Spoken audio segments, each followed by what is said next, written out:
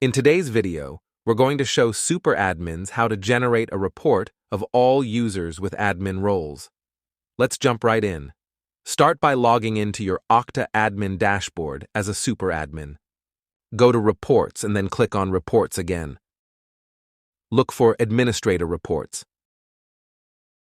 and click on Admin Role Assignments. Choose your preferences for admin, roles, and resource set.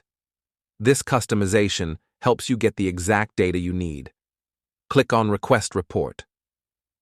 This sends your request to the system.